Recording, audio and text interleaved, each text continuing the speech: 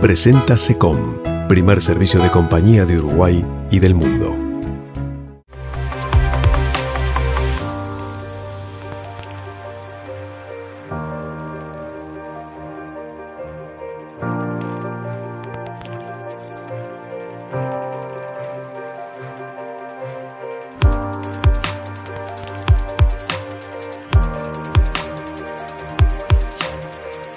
Seguimos aquí en el Enjoy de Punta del Este. Viví verde, viví mejor. Ese es el concepto, es, digamos, el alma, el espíritu de este proyecto, de esta propuesta que realiza Caracoles Barrio Privado, específicamente en este caso para el 19 de noviembre. He tenido el enorme placer de conocer ese proyecto y está Gabriel Trombini, digamos, el alma mater de todo esto tan bueno. Gabriel, ¿qué tal? ¿Cómo anda? Muy bien, por suerte. Bueno, contame. Estábamos hablando que Gabriel llega más o menos a los 7 años a Punta del Este en un crucero, Gabriel. Sí. ¿Recuerda qué fue lo que qué le quedó de aquel momento? Fue la primera vez, el primer contacto que tuve con Uruguay fue justamente Punta del Este, porque estuvimos en un crucero, yo tenía 7 años de edad, y cuando nos bajamos del crucero no era alto verano, entonces había poca gente en la calle, y me acuerdo me llamó mucho la atención la limpieza de las calles y la orden que había, y siempre fue algo que me marcó. La verdad que sí, ese primer contacto en Punta ya me dio una pauta de que exacto, algunas cuestiones podían ser realizadas acá. Exacto. Y después siguió viniendo a Uruguay. Exacto, sí. Con 13 años, mi padre y mis hijos, mi familia tenía una industria de papel, y la industria ya tenía un certo volumen de actividad acá en Uruguay, y surgió una oportunidad de comprar una estancia. En su momento fue en Paso de los Toros, y entonces con 13 años, cuando se compró esa estancia de la familia, vinimos a pasar el Navidad. En ese momento, muchos años atrás, el teléfono era de manija todavía, era muy divertido, y nos encantó. Y la verdad que el contacto con Uruguay y la gente más que nada, ¿no?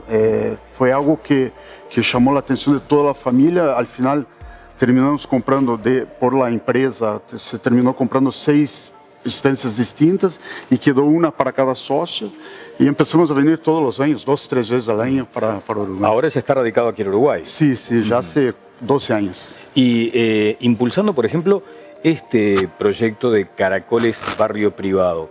Decíamos, hay un espíritu allí que tiene que ver mucho con lo verde, con lo ecológico. ¿Cómo podría describir en una frase lo que significa hoy por hoy ese proyecto? Bueno, la verdad, en una frase, sería vivir cerca de la naturaleza y con calidad de vida. Ese es el diferencial. Sí, ese es el diferencial. Sin pagar mucho por eso. Eso es importante también, porque es un tema acá en Punta del Este, el tema de gastos comunes, porque el costumbre de antaño era de ofrecer muchos servicios dentro de un edificio, como camas y no sé qué, y porteros y todo eso. Y lo que generó es que hoy hay muchos edificios acá en Punta del Este que los gastos comunes mensuales son impagables, la verdad. Y lo que hace eso que termina como negocio en sí, un pésimo negocio, porque es imposible con alquiler pagar los gastos generados por el propio sistema. Entonces eso fue un punto clave que buscamos. Claro, la naturaleza es fundamental, tener mucho verde es fundamental, pero tener una seguridad, pero sin generar gastos mensuales que te inviabilizan como negocio. Claro. O sea, ahí usted está describiendo de alguna forma el segmento al que apunta esta iniciativa. O sea, una persona de clase media, por ejemplo, puede perfectamente integrarse a este proyecto. Exacto. El segmento y también la visión que hoy muchos tienen desde joven, já tem pouco mais de educação financeira.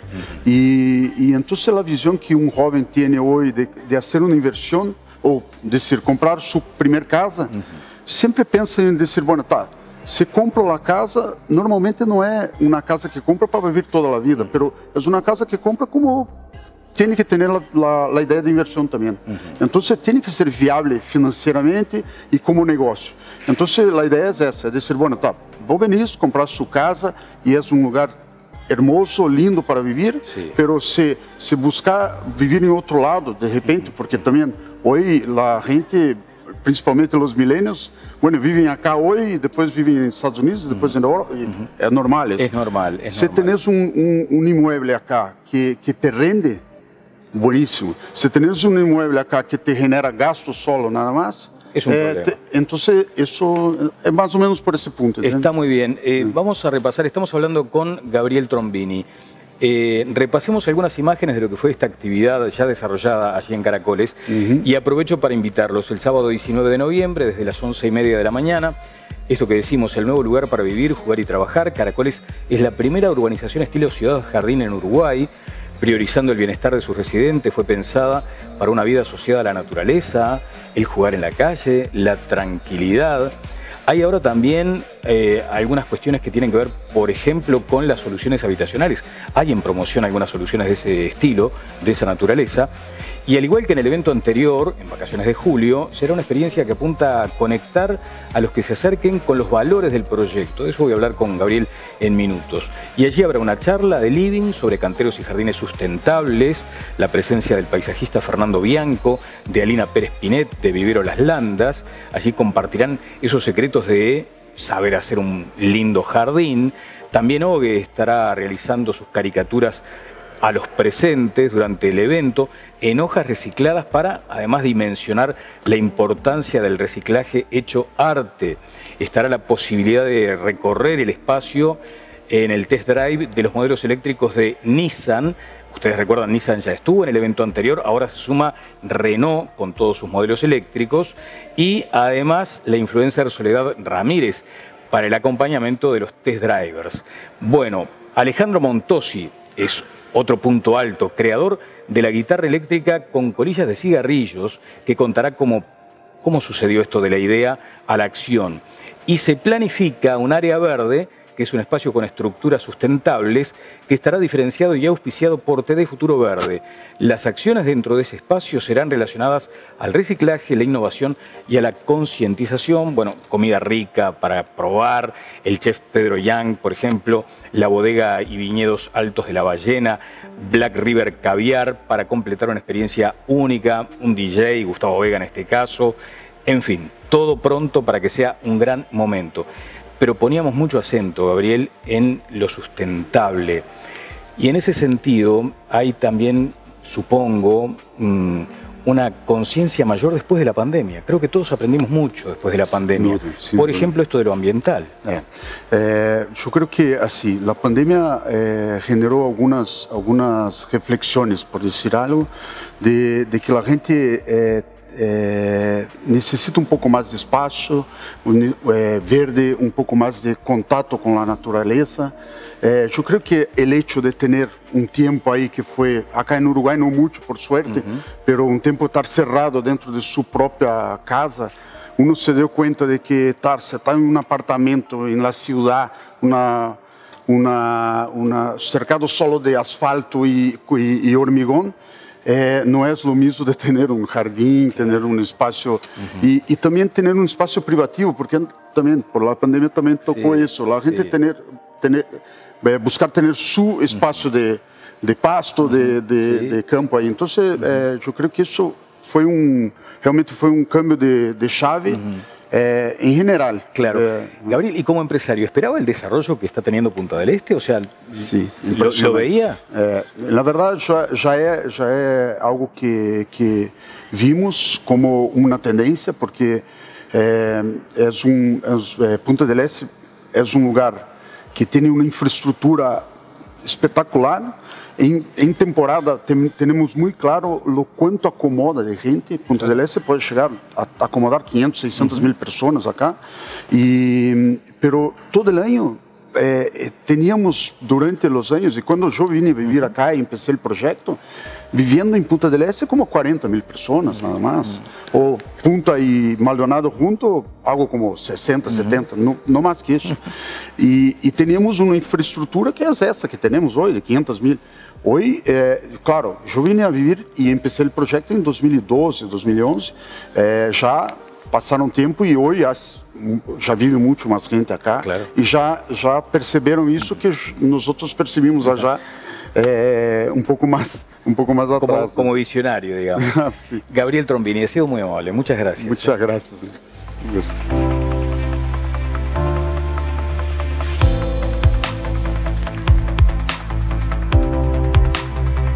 Se viene el Mundial y si te cambias a Antel te reciben como un campeón. 20% de descuento en el plan que elijas durante los primeros 12 meses. Y además, todos los partidos del Mundial gratis. Cámbiate a Antel, sponsor principal de la selección uruguaya de fútbol.